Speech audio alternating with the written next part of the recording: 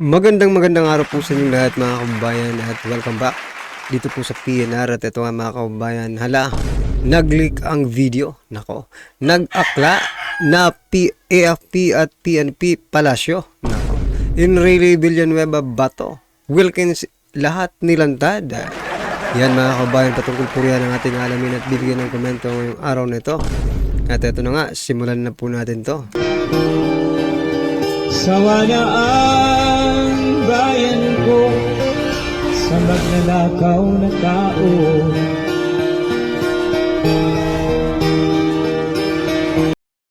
Ito ang mainit na balita na dapat malaman at mapanood ng taong bayan at pinag-uusapan ngayon sa mundo ng social media na tila ayaw ipalabas ng bayarang media. Sadyang unti-unti na talagang lumalabas ang buong katotohanan. Matapos umami ng kasalukuyang Pangulo ngayon na si Bongbong Marcos Jr. sa publiko na di umano'y ubos na ang pondo para sa quick response ng pamahalaan dahil daw sa sunod-sunod na bagyo. Kasunod nito ay tila binulabog at binunyag sa publiko. Binasag ang katotohanan ni Senator Joel Villanueva ang umano'y 1 billion per day budget ng flood control projects ng gobyerno ngayon. Chief Presidential Legal Counsel of the Philippines na si Juan Ponce Enrile tila binasag na ang katahimikan at nagsalita na hindi man daw direktang pinangalanan ngunit datapwat na sampal ng buong katotohanan ang mga ilang buayang mababatas sa Kongreso at ang kasalukuyang gobyerno ngayon na pinamumunuan ng Marcos administration.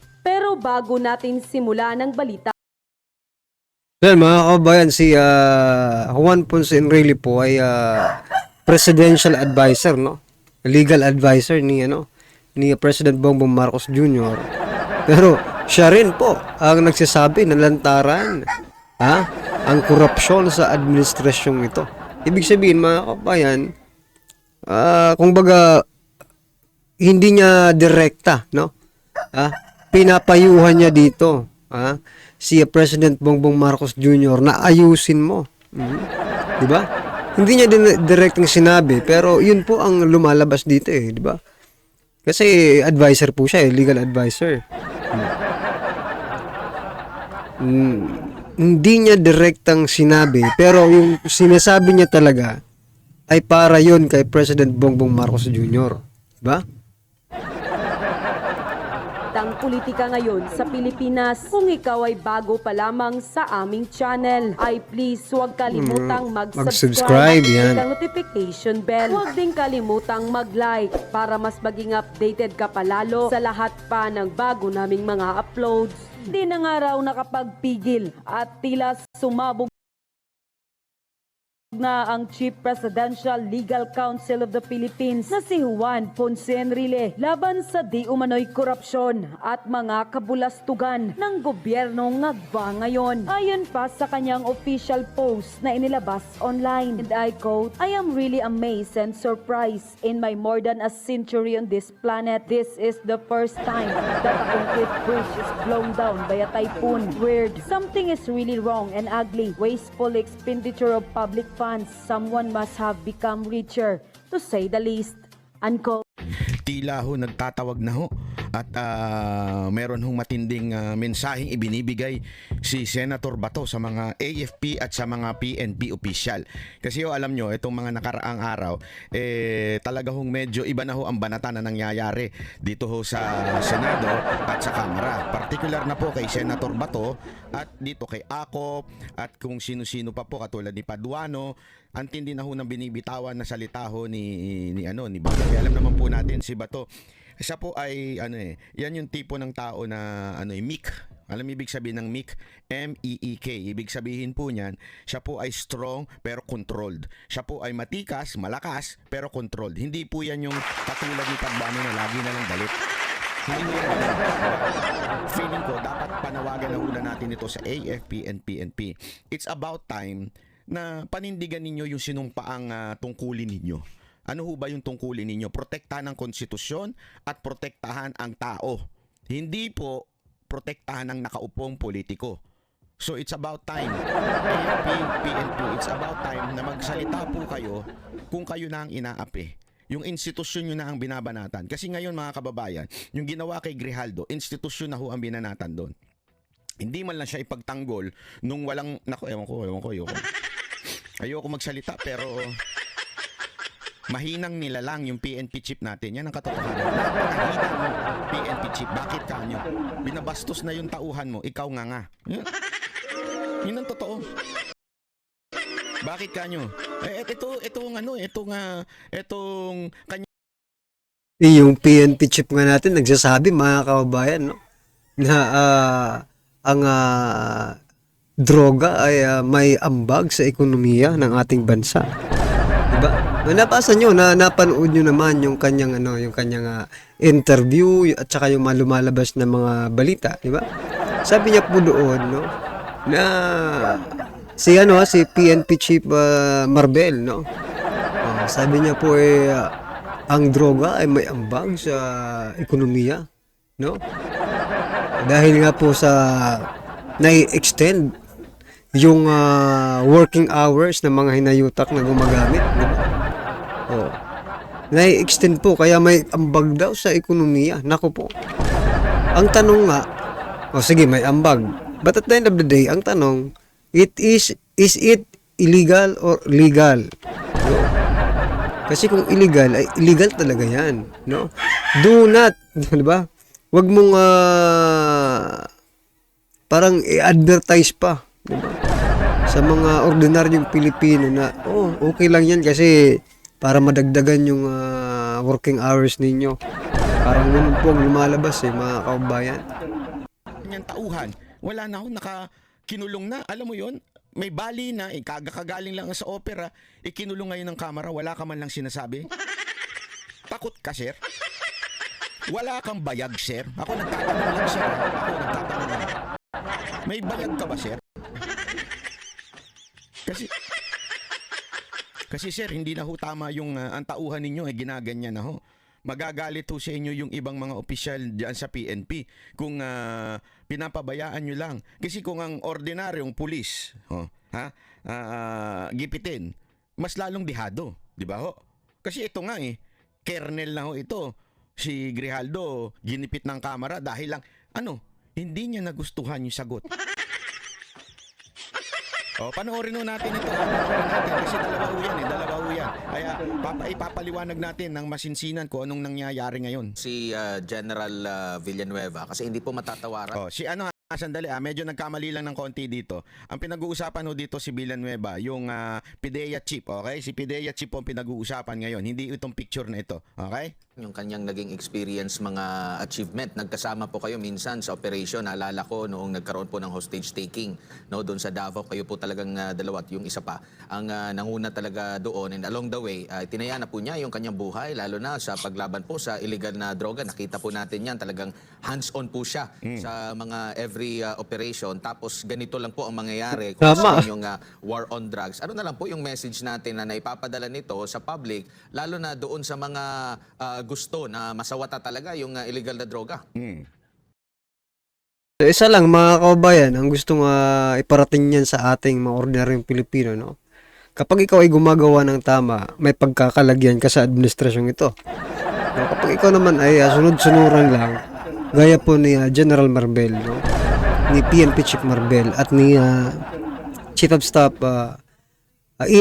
Chief of Staff na si General Browner, no? Ay okay lang yan, di ba? Kahit anong gawin niyo, okay lang yan. Pero pag ikaw naman ay, di ba, gumagawa ng tama, nako. Tulad po ni Director General Wilkins Villanueva, no? Marami pong nagpapatunay, mga kababayan, no? Palakpakan po natin. Marami pong nagpapatunay na malinis, no? Tapat. Sa kanyang tungkulin itong si General Villanueva, Wilkins Villanueva, mga kababayan. Pero dahil sa hindi nila nagustuhan ang sagot. Eto pa si Paduano pa ang Sabi nga ni Senator Bato former destroyer of the nation, di ba? Itong si Paduano kasi may may history pala itong si Paduano. Walang ibang mensahe na ipaparating, kundi power tripping yung ginagawa ng mga tao na yan. Sobra. Sobra Ang talaga. Power tripping. Mhm. Alam mo, talagang napakasakit sa akin ng kalooban yung nangyari kay Wilkins dahil parang kapatid ko yung tao na yan. Parang kapatid ko yan. Sa academy pa ay kilalang kilala ko na yan sa Philippine Military Academy nung kadete pa kami.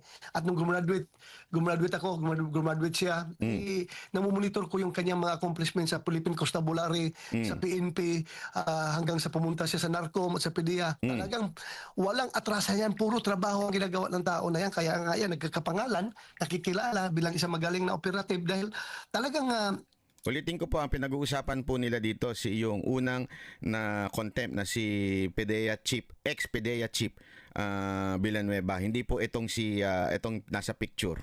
talagang buhay niya, palagi niyang sinusugal para lang magampanan yung kanyang trabaho. In fact, nabanggit mo naman yung hostage rescue operation na ginawa namin doon, laban doon sa mga hostage taker doon sa Dapicol, if you remember, di ba? I remember. I was then the battalion commander. There were around 500 people under me. Si Wilkins naman is one of my company commanders. Meron siyang around 100 policemen under him.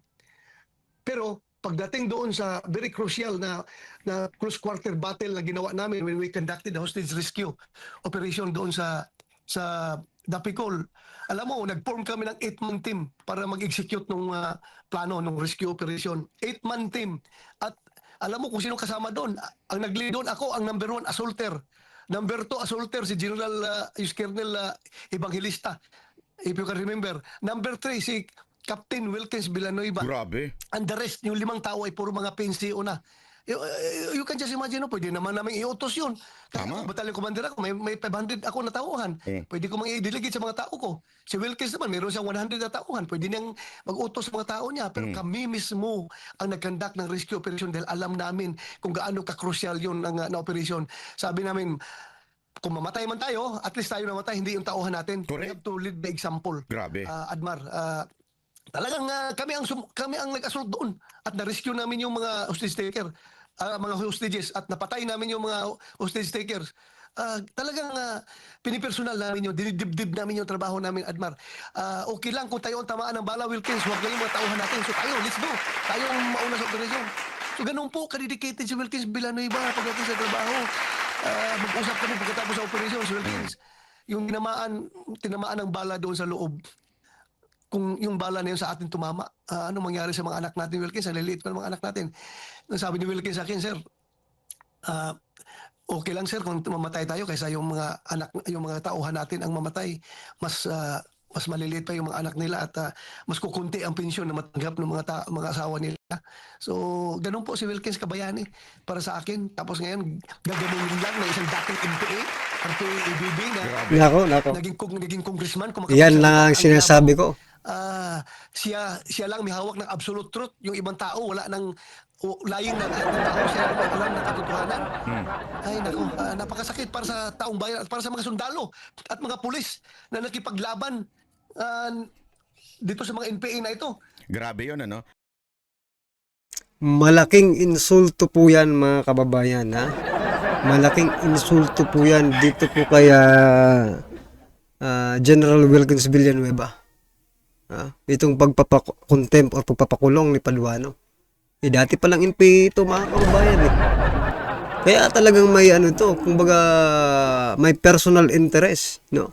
Dito sa pagpapakulong kaya General Wilkins Villanueva. Dapat talaga kasi itong mga ito ang dapat na inilalagay sa likod ng mga rehas. Kasama po si Franz Castro nang matauhan naman po sila, mga kababayan. Kasi umaabuso na talaga. Tama po yung sabi ng yung Senator Bato. Sobra-sobra po ang kanilang power tripping ngayon, no? Hindi na po nila kinikilala, no? Yung mga naging nagawa. Nagawa ng isang tao. Dahil hindi lang nila nagustuhan ang naging sagot. Hindi mo pa nga hindi mo alam kung totoo yung sinasabi or hindi, di ba? Dahil hindi mo lang nagustuhan, kulong agad. Paano kung yung sinasabi ay totoo? Di ba? Tapos ipinakulong mo. Totoo naman talaga, di ba? Yung mga sinasabi na totoo. Kaya nasasaktan kayo. Masakit talaga pag ang totoo ay lumalabas, no? Lalo na ang katotohanan ay sinasampal sa inyong pagmumukha. Well, anyway mga kabayan, ano pong inyong reaksyon, opinion patungkol po sa video nito ay comment lang po sa baba. Para at least alam po natin mga kabayan ang inyong opinion. Maraming salamat po. Sawa na ang bayan ko sa magnanakaw na tao.